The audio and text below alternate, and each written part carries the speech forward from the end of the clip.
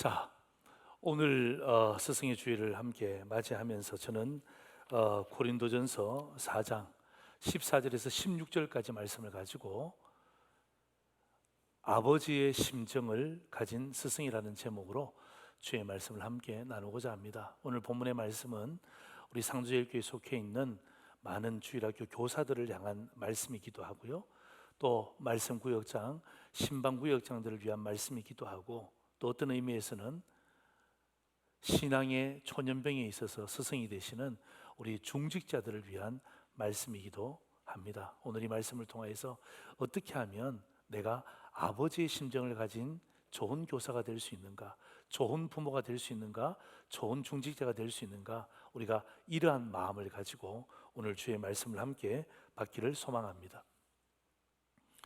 최근에 여러분 자녀들로 인해서 전 국민의 마음을 아프게 한 두 가지 사건이 있었습니다. 첫 번째가 뭐냐 하면 한강변에서의 의대생 사망 사건이죠. 두 번째는 언론에 많이 보도되진 않지만 평택항에서 알바를 하던 중에 300kg의 철판에 압사당한 대학생 사망 사건입니다. 참 여러분, 같은 한국 땅에 살면서 이러한 그 사망 사건을 접할 때에 정말 가슴이 아파요. 그리고 더 가슴 아픈 것은 뭐냐 하면 진상규명이 되지 않았다는 거죠. 두 사건 다 정확하게 진상규명이 되지 않았기 때문에 정말 많은 사람들이 이 철저한 진상규명에 대해서 호소하고 있습니다. 그리고 저는 이 말씀을 함께 준비하면서 제 마음에 그런 생각이 들었어요. 두 번 다시 이런 일이 정말 일어나지 않는 나라가 되었으면 좋겠다라는 제 마음의 소원도 함께 담았습니다. 저는 이 두 사건을 함께 바라보면서 이게 지금 우리 현실에 와 있는 사건이잖아요. 저기 다른 나라의 일도 아니고 과거의 일도 아니고 미래의 일도 아니고 현재의 일입니다. 현재 일을 제가 오늘 이 시대에 국민으로서 함께 겪으면서 이 사건을 제가 함께 주의 깊게 보면서 스승의 주일을 맞이하는 거예요. 저는 말씀을 준비하면서 이 두 사건을 제가 찾아볼 수 있는 능력까지 계속해서 제가 찾아봤습니다. 특별히 뭐가 제 마음에 떠나지 않느냐 하면 그 아버지들의 인터뷰입니다. 의대생의 아버지의 인터뷰와 그리고 그 대학생의 아버지의 인터뷰입니다. 그 인터뷰의 말미에 보면 자기의 아들 사진을 보여주는 거죠. 또 컴퓨터에 있는 사진을 보여줍니다. 그리고 카톡에서 그 아들이 아버지를 향하여서 이모티콘을 사용해서 그 보냈던 그 구구절절한 사연들, 압사당하지 전에 아버지와 어깨동무하면서 찍었던 그 사진, 참 정말 그 아버지의 그 마음을 제가 이해를 하겠더라고요. 저에게도 아들이 있으니까 그 마음을 10분 이해를 하겠더라고요. 얼마나 가슴 아픈지 몰라요. 반대로 그 의대생을 가르쳤던 교수님들이 계시잖아요. 그 대학생을 가르쳤던 교수님들이 계시잖아요. 그리고 그들을 가르쳤던 중학교 때, 고등학교 때 선생님들 계시잖아요. 그런데 제가 찾아본 그 기사에는 그 선생님들의 인터뷰와 그 교수님들의 어떤 의미에서는 호소문들이 하나도 없어요. 혹시 물론 제가 찾아봤는데 제 능력이 부족해서 못 찾을 수도 있겠죠. 혹시 우리 메시지를 들으시는 분들 가운데 목사님 이런 교수님과 선생님이 이렇게 이야기를 했습니다라고 하는 그런 기사나 동영상이 있으면 저에게 좀 보내주시면 제가 좀 덜 섭섭할 것 같아요. 제가 여러분 이 말을 하는 것은 뭐냐면, 왜 그분들이, 그 선생님들이, 그 교수님들이 왜 자기의 제자들을 위해서 왜 이런 일들을 하지 않았냐, 제가 따지려고 하는 게 아니에요. 따지려고 하는 것이 아니라, 아버지가 자식에게 느끼는 마음과 선생님들이 제자에게 느끼는 그 마음의 감정이 다르다는 것을 이야기하고 싶은 거예요.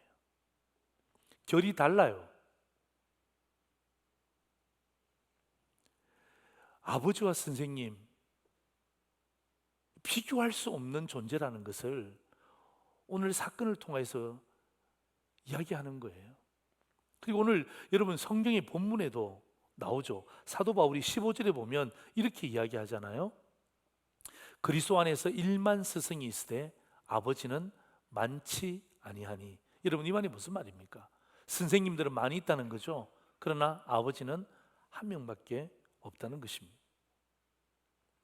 사도 바울은 이 이야기를 고린도 교회 성도들에게 하면서 단언하는 거예요. 내가 고린도 교회 성도들을 내가 가르쳤지만 많은 선생님들 중에 또 한 명의 선생님으로 가르친 것이 아니라 내가 아버지의 심정으로 복음 사역을 너희들에게 전달했다는 것을 이야기하는 거예요. 여기서 중요한 것은요, 아버지의 심정이에요. 아버지의 심정. 사도 바울은 고린도 교회를 성도들을 가르쳤습니다. 가르쳤는데 수많은 선생님들 중에 또 다른 한 명의 선생님으로 가르친 것이 아니라 뭐예요? 한 명의 아버지로서 가르쳤다는 것입니다. 아버지의 마음이 그에게 있었다는 거죠. 오늘 저는 스승의 주일을 맞이하면서 또 오늘 이 자리에 함께 있는 우리 부모님들이 다 선생님들이에요. 자녀들의 선생님들이에요. 또 여기에 계시는 우리 중직자들이 믿음의 초년생들의 선생님들이에요. 그럴 때 여기서 중요한 게 뭐냐면 아버지의 마음이 있는가 이 말이에요. 오늘 저는 스승의 주일을 맞이하면서 물론 1차적으로는 주일학교 교사들과 말씀구역장 신방구역 의장님들입니다. 2차적으로는 우리 교회 성도들입니다. 3차적으로는 우리 국민들이에요. 우리 국민들이 이 땅을 살아가면서 아저씨의 심정이 아니라 아버지의 심정이 있는가. 그래서 저는 이 스승의 주일에 이렇게 한번 다짐해 보는 것입니다. 아버지의 심정을 가진 스승이 되자. 아버지의 심정을 가진 성도가 되자. 아버지의 심정을 가진 목회자가 되자. 그러면 좀 변하지 않겠어요? 아버지의 심정이 무엇일까요? 오늘 저는 이 본문을 가지고 아버지의 심정을 가진 선생님, 아버지의 심정을 가진 부모님, 아버지의 심정을 가진 상도제일의 믿음의 성도들, 어떻게 하면 우리가 아버지의 심정을 가질 수 있을까? 저는 두 가지의 말씀을 여러분과 함께 나누고자 합니다. 첫 번째입니다. 아버지의 심정, 첫 번째는 내가 낳았다는 것입니다. 이렇게 많은 분들과 함께 대화를 하다 보면 우리 교회 성도님들도 그런 이야기를 종종 해요. 어떤 한 친구가 지나가잖아요. 한 집사님이 지나가잖아요. 그러면 그분이 제게 이렇게 이야기합니다. 목사님, 제가 어렸을 때 저 아이를 가르쳤습니다. 와, 저 아이가 정말 성장했네요. 그렇게 이야기합니다. 여러분 교만할 것 없어요. 이 말은 무슨 말인지 아세요? 1만 명의 선생님 가운데 내가 한 선생님이라는 사실이에요. 틀린 말은 아니죠. 그런데 오늘 저는요, 현장에서 예배드리고 오늘도 유튜브 앞에서 예배드리는 여러분에게 저는 이렇게 한번 제안하기를 원합니다. 목사님, 제가 저 아이를 낳았습니다. 선생님이라고 한다 할지라도 그 아이를 바라보면서 내가 낳은 아이예요. 그 성도를 바라보면서 내가 낳은 자식이에요. 여러분, 목사님, 제가 저 아이를 낳았습니다. 저 성도는 내가 낳은 자녀와 마찬가지입니다라고 말할 수 있는 분은 누굽니까? 선생님이 아니라 누굽니까? 아버지만 이 말을 할 수 있는 거예요. 그래서 여러분, 이 사도 바울이 오늘 고린도 교회 성도들을 향해서 15절 하반절에 보면 이렇게 이야기하잖아요. 그리스도 예수 안에서 내가 복음으로서 너희를 낳았습니다. 할렐루야. 여러분, 이 말이 무슨 말이에요? 나는 1만 명의 스승 중에 또 한 사람의 선생님이 아니라 나는 너희의 아버지다. 아버지로서 내가 너를 낳았다라는 것을 오늘 표현하는 것입니다. 자, 여러분, 오늘 사도 바울이 내가 복음으로서 너희를 낳았다라고 이야기할 때 오늘 본문에는 나오지 않지만 여러분, 사도행전 18장 1절, 4절, 11절, 자, 화면 보시죠. 자, 사도행전 18장 1절입니다. 그 후에 바울이 아덴을 떠나 어디에 옵니까? 고린도에 이릅니다. 4절 보세요. 이 고린도에서 안식일마다 바울이 회당에서 강론하고 유대인과 헬라인에게 권면을 했습니다. 11절 보세요. 1년 6개월을 머물며 그들 가운데 하나님 말씀을 가르치니라. 여러분, 사도 바울은 아덴에서 고린도로 왔습니다. 거기서 잠시만 복음을 전하는 것이 아니라 1년 6개월을 그들을 가르치고 그들을 말씀으로 세웠습니다. 여러분, 고린도 교회는요, 사도 바울의 성교에 의해서 탄생한 교회였기 때문에 사도 바울은 이 오늘 본문을 통해서 내가 고린도 교회를 낳았다라고 해도 이건 과언이 아닙니다. 틀린 말이 아닙니다. 자, 여러분 잘 생각해 보세요. 그냥 내가 너를 가르쳤다, 잘 가르쳤다, 복되게 가르쳤다 이렇게 이야기해도 틀린 말은 아닙니다만 왜 낳았다라고 표현할까요? 이게 방점입니다. 왜 낳았다라고 이야기할까요? 선생님은 가르쳤다라고 이야기하잖아요. 그런데 사도 바울은 내가 너를 낳았다라고 이야기합니다. 복음 가운데 낳았다라고 이야기합니다. 이유가 있습니다. 사도 바울이 이 낳았다라는 이 헬라어 단어를 쓰는 가장 중요한 이유는 1만 명의 스승과 나는 다르다는 것을 이야기하는 것입니다. 그들과 나는 구별되었다라는 것을 이야기하기 위한 의도가 바로 낳았다라는 단어에서 발견할 수 있는 것입니다. 여러분, 소위 선생님, 스승이라고 하는 사람들이 교회 안에 굉장히 많았습니다. 그런데 그들이 가르치면서 오히려 성도들에게 본이 되지 않았습니다. 덕이 되지 않았습니다. 왜냐하면 그들이 가르치면서 뭐 했습니까? 파당을 지었습니다. 성도들을 줄을 세웠습니다. 사도 바울은 이것을 뭐라고 보는 것입니까? 교만이라고 보는 것입니다. 선생님들이 복음을 가르치면서 어떻게 파당을 지을 수 있습니까?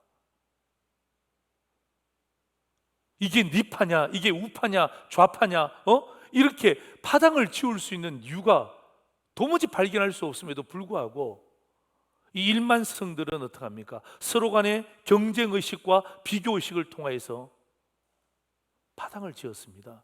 그러니까 1만 명의 스승이 있었지만, 다시 말하면 많은 선생님이 계셨지만 고린도 교회 성도들에게 별로 본이 되지 않았던 거예요. 그래서 어떻게 합니까? 사도 바울은 스승이라는 단어를 쓰는 것이 아니라 내가 너를 낳았다라는 개념을 가지고 오는 것입니다. 여러분, 아버지는 스승과 다른 거예요. 여러분, 아버지의 마음을 가지고 있는 사도 바울이 내가 너를 낳았다라고 이야기할 때 이것은요 1만 명의 스승과 적당하게 가르치는 선생님과 완전히 구별되는 단어인 것입니다.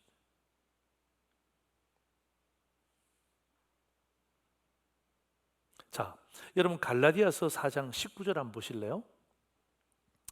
나의 자녀들아, 너희 속에 그리스도의 형상을 이루기까지 다시 너희를 위하여 해산하는 수고를 하노니. 여러분, 갈라디아서도 사도 바울은 분명히 이야기합니다. 그리스도의 형상을 이루기까지 뭐 했다는 것입니까? 너희를 위하여 해산하는 수고를 하노니. 해산하는 수고를 했다는 말은 무슨 말이에요? 내가 너를 낳았다는 말과 똑같은 거예요. 여러분, 사도 바울이 어떤 수고했습니까? 어떤 해산한 수고를 했습니까? 고린도 교회를, 갈라디아 교회를 어떻게 낳았습니까? 그리스도의 형상, 그리스도의 형상을 이루기까지 수고했다는 것을 이야기하는 것입니다. 여러분, 그리스도의 형상이 뭐예요? 그리스도의 형상은 이미지입니다. 여러분, 그리스도의 형상이 뭐예요? 이미지죠. 이 이미지는 뭐예요? 내 삶에서 닮은 꼴로 나타난다는 거죠. 예. 내 삶에서 예수 그리스도의 이미지가 나타날 때, 아, 저 집사님은 그리스도의 형상을 이루고 있다라고 표현하는 것입니다. 여러분, 그리스도의 형상을 이룬다는 것이 쉬운 것이 아닙니다. 여러분, 예수를 딱 믿는 순간에 그리스도의 형상이 내 속에 생기는 게 아닙니다. 여러분, 철저하게 내가 하나님 말씀 앞에서 납작 엎드려지지 않으면 여러분, 그리스도의 형상 우리에게 나타나기가 굉장히 힘든 시기에 우리가 살고 있습니다. 뭐 코로나뿐만 아니라 개인주의, 그리고 어떡합니까? 이 잘못된 이 사상들이, 이 사조들이 우리의 삶 가운데 물밀듯이 물려오기 때문에 여러분, 우리가 이 세상에서 빛과 소금의 삶을 살기 위해서 그리스도의 형상을 이루기 위해 산다는 것은 쉬운 일이 아니라는 것입니다. 그래서 사도 바울은 어떻게 합니까? 해산하는 수고를 했다는 것입니다. 여러분, 우리 자녀를 낳으신 우리 부모님들 많이 계시잖아요. 어머니들 많이 계시잖아요. 쉽게 놓는 분이 어디 계십니까? 없습니다. 쉽게 놓을 수가 없습니다. 여러분, 출산의 과정은 정말 어렵습니다. 과거에는 출산하다가 돌아가신 분들이 얼마나 많이 있습니까? 그만큼 힘든 것입니다.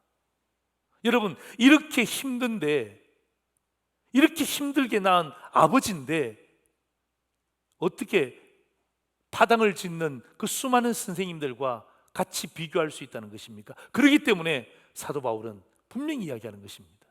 나는 교사지만, 나는 가르치는 자이지만 내가 너를 낳았다라고 이야기하는 거예요. 저는 오늘 이 해산의 수고가, 내가 너를 낳았다라고 고백하는 이 사도 바울의 고백이 우리 상두제일의 믿음의 우리 교사들에게 도전되어지기를 주의 이름으로 축원합니다. 그냥 내가 교사 몇 년 했다, 그 정도의 자랑이 아니라 이렇게 이야기할 수 있었으면 좋겠다는 거죠. 목사님, 지나가는 아이를 붙잡고 내가 저 아이를, 이 아이를 내가 낳았습니다. 내가 길렀습니다. 내가 물을 주었습니다. 내가 심었습니다. 이렇게 이야기할 수 있다면 우리는 아버지의 심정을 가진 선생님이 되는 거예요. 우리 중지자들도 마찬가지입니다. 여러분, 신앙이 약한 사람들이 교회 오잖아요. 교회 오면 어떡합니까? 목사님의 설교를 듣습니다. 거기서 끝나지 않습니다. 목사님은 좀 거리감을 느껴져요? 아닌가요? 그런데 구역장님들이나 장로님들이나 권사님들이나 봉사하시는 분들 보면 너무나 가깝게 여겨지는 거예요. 그들이 찾는 게 무엇입니까? 그리스도의 형상입니다. 내가 상두제일교회를 통해서 신앙생활하면 나도 저런 권사님처럼 되겠지, 나도 저런 장로님처럼 되겠지, 나도 저런 안수집사님처럼 되겠지 라는 마음의 소망이 있는데 낳지 않잖아요. 수고하지 않잖아요. 그러면 어떡합니까? 그 그리스도의 이미지, 형상은요, 온데간데 없이 사라지는 거예요. 그래서 여러분, 저는 이렇게 제가 여러분에게 도전하기를 원하는 것입니다. 해산의 수고는요, 고통이 아니라 진통이다. 예? 해산의 수고, 다시 말하면 내가 낳았다는 거죠. 이것은요, 고통이 아니라 저는 진통이라고 결론을 내리는 것입니다. 왜요? 여러분, 고통이 무엇입니까? 여러분, 고통은요, 힘든 거예요. 아픈 거예요. 맞습니다. 여러분, 진통은 뭐예요? 힘든 거예요. 아픈 거예요. 맞습니다. 그런데 여러분, 고통과 진통이 다른 점이 뭔 줄 아십니까? 고통은 그냥 고통스러운 거예요. 고통이 지나가면 그냥 만족감이 느껴지는 거예요. 그런데 진통은요, 고통이 지나가고 나면 뭐가 있는 것입니까? 그에게 생명이 있는 거예요. 이게 차이입니다. 사도 바울이 나았다라고 이야기하는 것은 뭐예요? 고통이 아니에요. 뭐예요? 진통을 이야기하는 거예요. 내가 너를 낳았다. 이 말은 무슨 말이에요? 거기에 고통이 있기 때문에, 내가 이것 때문에 좌절하고 실망하고 낭망했다, 그게 아니라 뭐예요? 거기에는 내가 진통했다는 것입니다. 예. 여러분, 진통했기 때문에 고린도 교회라는 생명을 맛본 거 아닙니까? 진통했기 때문에 갈라디아 교회라는 그 생명을 맛본 것 아닙니까? 우리 믿음의 선배들이, 상도제일의 믿음의 선배들이 진통을 경험했기 때문에 오늘의 상도제일교회가 생명으로 주어지는 것 아니냐 이 말이에요.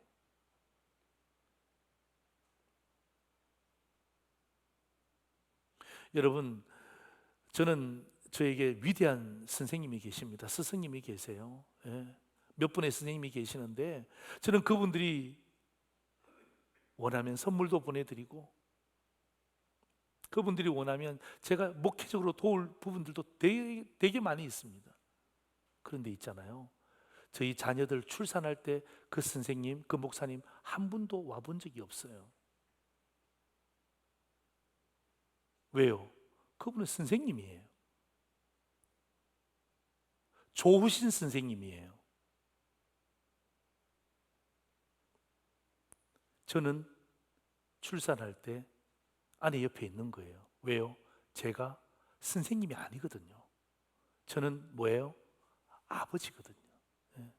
아버지이기 때문에 그 진통을 경험하고 그 진통을 지켜보고 그 다음에 그 진통 이후에 생명이 탁 주어졌을 때 누구 손에 제일 먼저 안기던가요? 아버지 손에, 어머니 손에 딱 안기잖아요. 첫 번째 받아보잖아요. 그게 뭡니까? 그게 아버지예요. 그게 아버지의 마음이에요. 저는요, 우리 상도제일교회가 지금보다 더 좋은 교회가 되기 위해서는 우리 선생님들이 이런 진통의 경험을 갖기를 주의 이름으로 축원합니다. 여러분, 우리 교회가 지금보다 5년이 더 좋은 교회가 5년 뒤 더 좋은 교회가 되려면 우리 중직자들이, 믿음의 선배들이 고통을 경험하는 것을 보여주는 것이 아니라 진통을 경험하는 것을 보여주셔야 되는 것입니다. 왜요? 진통 뒤에 뭐가 있습니까? 새로운 생명이, 역동하는 생명이 있기 때문에 그 생명의 역사가 다음 세대에게로 전달되어질 때 여러분, 이 교회의 영향력과 믿음의 대물림은 이루어지는 거예요. 진통을 두려워하시면 안 돼요. 예. 여러분, 사도 바울이 고린도 교회를 낳기 위해서 얼마나 많은 진통을 했습니까? 갈라디아 교회를 낳기 위해서 얼마나 많은 진통을 했습니까? 그냥 고통 속에 있었더라면 오늘 이 성경은 우리에게 주어지지 않았을 거예요. 진통이었기 때문에 이 성경은 우리에게 주어지는 거예요. 진통을 두려워하지 마세요. 진통의 끝에는 반드시 역동적인 생명의 능력이 있다 이 말이에요. 그래서 내가 너를 낳았다 그럴 때는 뭐예요? 고통이 아니라 진통의 의미가 있다는 것을 기억하셔야 되는 거예요. 두 번째 아버지의 마음이 뭐냐 하면 바로 이것이죠. 나를 본받으라는 것입니다. 나를 본받으라. 자, 여러분, 오늘 사도 바울이 고린도 교회 성도를 향하여서 이렇게 이야기합니다. 너희는 나를 본받는 자가 되라. 여러분, 이것이 정말 쉽지 않는 이야기입니다. 혹시 여러분의 부모님 가운데 여러분에게 혹시 이런 말씀 하신 분이 계십니까? 야, 누구누구야, 너는 이 아빠를 본받아야 돼. 만약에 이런 말을 들었다면 여러분, 그 아빠를 존경하고 존중해 주시기 바랍니다. 정말 대단한 부모님이십니다. 저는 저희 아버님 69년 동안 이 땅에 사셨지만 한 번도 저에게 그렇게 말씀하신 적이 없습니다. 물론 어렸을 때 말씀하셨는지는 모르지만 제가 기억이 전혀 없고요. 제가 자각 능력을 가졌을 때 저희 아버님이 한 번도 성민아, 너 이런 점은 나를 닮아야 돼, 이렇게 말씀하신 적이 없었어요.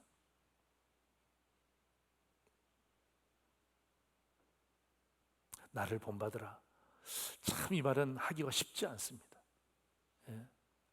여러분, 사도 바울이 너희는 나를 본받으라 그럴 때에 여러분, 이 말의 뉘앙스가 교만함입니까? 자신감일까요? 뭘까요?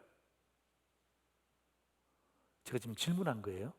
예. 사도 바울이 너희는 나를 본받는 자가 되라 그럴 때 여러분, 이 말의, 이 질문의 뉘앙스는 사도 바울의 교만함을 드러내는 것입니까? 사도 바울의 자신감을 드러내는 말일까요? 네, 자신감이죠. 이건 뭐 넌센스입니다. 생각해 보세요. 만약에 사도 바울이 교만했다면 하나님이 사도 바울을 사용하셨겠냐고요. 그건 사용하지 않죠. 그러면 정답은 뭐예요?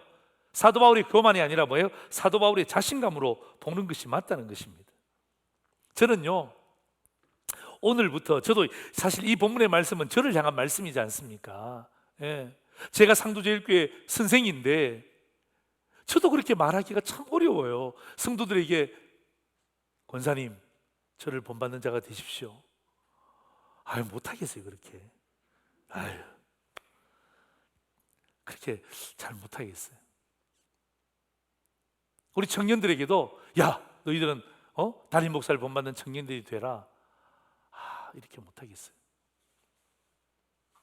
아직까지 많이 부족하죠. 자, 여러분, 오늘 이 말씀을 들으시면서 오늘 이 상도제일에 속해 있는 모든 교사들이 좀 이렇게 자신 있게 이야기할 수 있는 교사들 되었으면 좋겠어요. 우리 부모님들도 마찬가지. 예. 우리 아버지는 69년 동안 한 번도 이런 말씀을 한 적이 없지만 저도 우리 자녀에게 그렇게 한 말은 없던 것 같아요. 그러나 오늘 이 말씀을 기점을 통하여서 한번 좀 이 교만한 마음이 아니라면, 중요한 것입니다. 교만한 마음이 아니라면 정말 하나님께서 나에게 주신 어떤 영적인 이 자신감이 넘친다면 우리 자녀에게도 내가 이런 말을 해야 되겠다. 우리 중직자들도 마찬가지. 우리 여러분 신앙이 약한 자들이 왔을 때 어떡합니까? 그들을 잘 도와주면서 나랑 같이 기도하십시다. 이거 자신감 아닙니까? 내가 기도하지 않는데 어떻게 저들과 기도합니까? 나랑 같이 성경 공부하십시다. 나랑 같이 구역 예배 나가십시다. 나랑 같이 이건요 교만이 아니에요. 만약에 교만이 섞여 있다면 하나님은 그 교만을 꺾으실 거예요. 여기에는 뭐예요? 하나님을 향한 자신감이 있는 거예요. 자, 여러분, 사도 바울이 어떻게 이런 자신감이 있었을까요? 제가 이게 궁금한 거예요. 예. 그렇지 않습니까? 그냥 사도 바울이기 때문에 자신감이 넘쳤다 이렇게 설교하면 되게 쉬워요. 그런데 그게 아니에요. 사도 바울의 삶을 한번 보세요. 이렇게 나옵니다. 고린도전서 4장 11절에서 13절입니다. 오늘 본문의 바로 앞구절입니다. 자, 11절 보세요.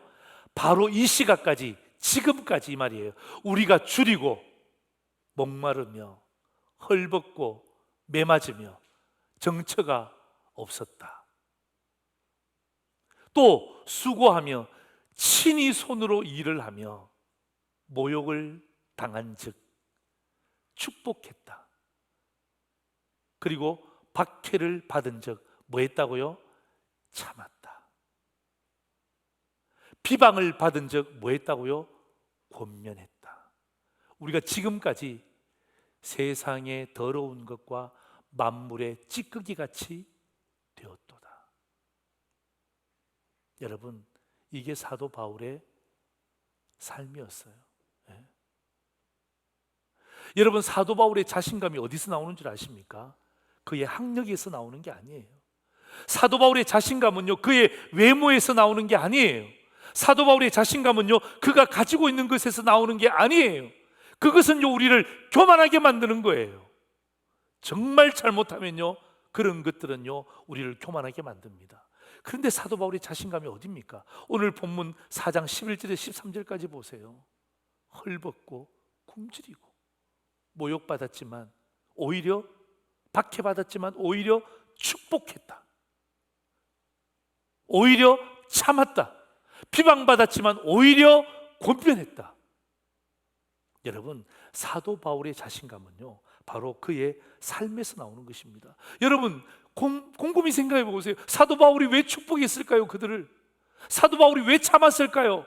사도 바울이 그들이 비방하는데 왜 그들을 좋은 말로 권면했을까요? 다른 이유 없습니다.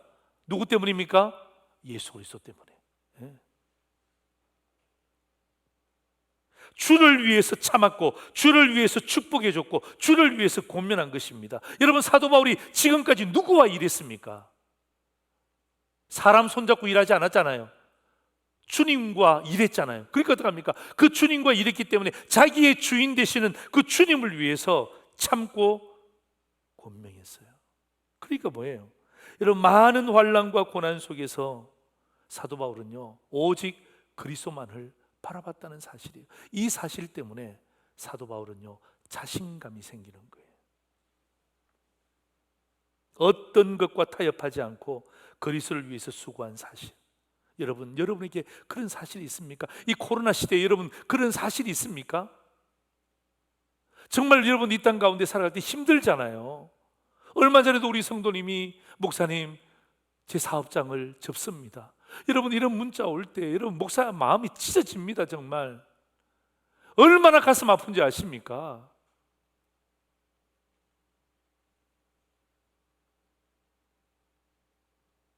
목사님 이 코로나 시대에 견딜 수가 없어서 지금 사업을 줄여야 됩니다. 그런 이야기 들으면요 정신이 번쩍 들어요. 너무 가슴 아파요. 이 땅을 사는 것이 쉽지 않다는 것을 성도가 저한테 이야기하는 것 아닙니까? 문자로 보내주는 것 아닙니까? 그럼에도 불구하고 사랑하는 성도 여러분, 그럼에도 불구하고 코로나 때문에 아니면 사업이 어렵고 또 경제가 어렵고 여러 가지 많은 힘든 조건이 우리에게 닥쳐온다 할지라도 우리의 중심이 누굽니까? 우리의 주인이 누굽니까? 그것 때문에 참고 또 참고 저들을 향하여서 축복하고 저들을 향하여서 또 한 번 권면하고 권면하는 것 아닙니까? 여러분 이러한 사실이 우리에게 있잖아요. 이러한 증거가 우리에게 있잖아요. 그러면 뭐예요? 여러분 그 증거는 우리를 교만하게 만드는 것이 아니라 우리를 자신감 넘치는 성도로 만드는 거예요. 그래서 어떡합니까? 사도 바울은 이런 증거와 사실이 있기 때문에 어떡합니까? 나를 본받는 자가 되라고 이야기할 수 있는 거예요. 이건 교만이 아니에요. 이건 사도 바울의 자신감이에요. 나는 우리 상주절의 믿음의 중직자들이 어려울 때일수록 위축되지 말고 오히려 하나님 앞에 더 집중하고 하나님 중심으로 더 똑바로 세워져서 오히려 어려울 때마다 세상 사람들 앞에서 영적인 자신감을 드러낼 수 있기를 주의 이름으로 축원합니다. 예? 나를 본받는 자가 되라. 힘들지만 나를 본받는 자가 되라. 그럴 때에 오늘 저는 이 본문을 보면서 여러분에게 도전 안 하는 것이 뭐냐면 누구보다 더 많이라는 의식이 필요한 것입니다. 누구보다 더 많이. 여러분 선생님들은요 학생보다 더 많이 기도하셔야 됩니다. 그래야 선생님의 권위가 있는 거예요. 선생님의 권위는 선생이라는 직분에서 오는 게 아닙니다. 그 학생보다 더 많이 기도하실 때에 그때 권위가 오는 것입니다. 여러분 중직자의 권위는 어디서 오는 것입니까? 여러분 신앙의 초년생보다 더 많이 기도하고 더 많이 헌신하고 더 많이 주님께 집중할 때에 그때 영적인 권위와 영적인 자신감이 생기는 거예요.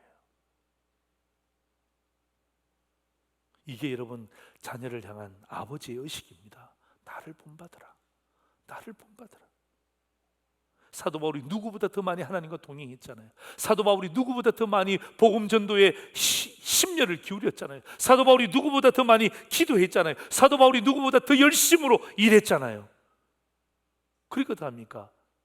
내가 누구보다 더 많이 섬겼고 내가 누구보다 더 많이 일하고 내가 누구보다 더 많이 헌신한 그 증거가 있기 때문에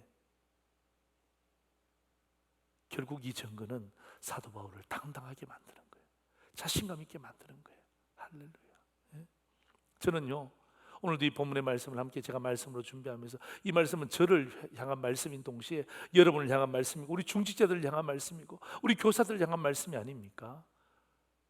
진짜 우리 다음 세대에게 야 너 나를 본받는 자가 되라 이렇게 말할 수 있는 자신감이 있다면 여러분 그 사람의 삶은요 정말 주님이 기뻐하시는 삶이 되는 거예요. 여러분 그런 성도 앞에서 집사님 나를 본받는 자가 되십시오 이렇게 말할 수 있는 중직자가 있다면 그 중직자는요 최고의 중직자예요. 얼마나 귀한 일입니까? 여러분 이건 교만이 아니에요. 여러분 교만하게 말씀하시면 안 돼요. 교만이 섞여 있으면 안 돼요. 교만이 조금이라도 있으면 그 모든 것은 무너질 수밖에 없는 거예요. 그거 빼고 진짜 하나님 앞에서 더 많이 기도하십시오. 아멘. 여러분 어떻게 하든지 하나님 붙잡기 위해서 하나님을 중심으로 모셔드리기 위해서 진통을 경험하셔야 됩니다. 여러분이 세상에 나가서 예수 믿는 자로서 다 어렵다 그럴 때에 여러분의 삶 가운데 나를 본받는 자가 되라, 이렇게 자신감 있게 이야기할 수 있는 성도가 되기를 주의 이름으로 축원합니다. 여러분, 사도 바울은요 고린도 교회뿐만 아니라 다른 교회들도 동일하게 권면하는데요, 갈라디아 4장 12절 보세요. 우리 같이 한번 읽겠습니다. 시작. 형제들아, 내가 너희와 같이 되었은즉 너희도 나와 같이 되기를 구하노라.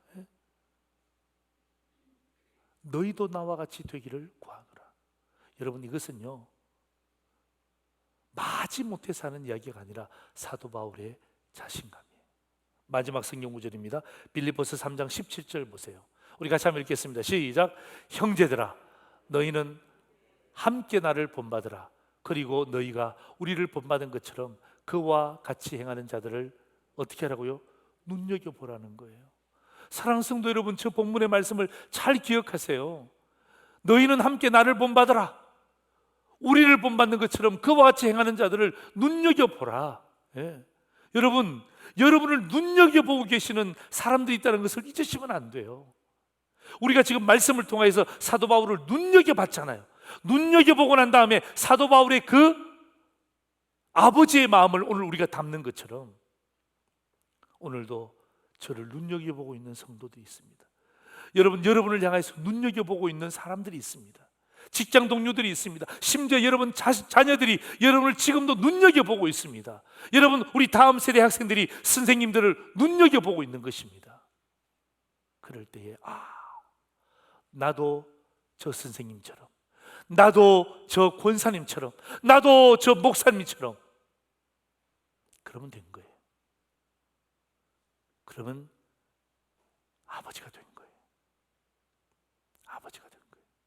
오늘 저는 이 본문의 말씀을 통해서 상도제일의 모든 선생님들, 상도제일의 모든 우리 구역장님들, 말씀 구역장님들, 신방 구역장님들, 그리고 오늘 이 시간에 함께 참여했던 우리 중직자들 마음 가운데 아버지의 심정을 가지고 신앙생활하고, 아버지의 심정을 가지고 돌아보고, 아버지의 심정을 가지고 정말 자신감 있게 이 시대를 밀고 나가는 강력한 주의 성도들 되기를 주의 이름으로 축원합니다.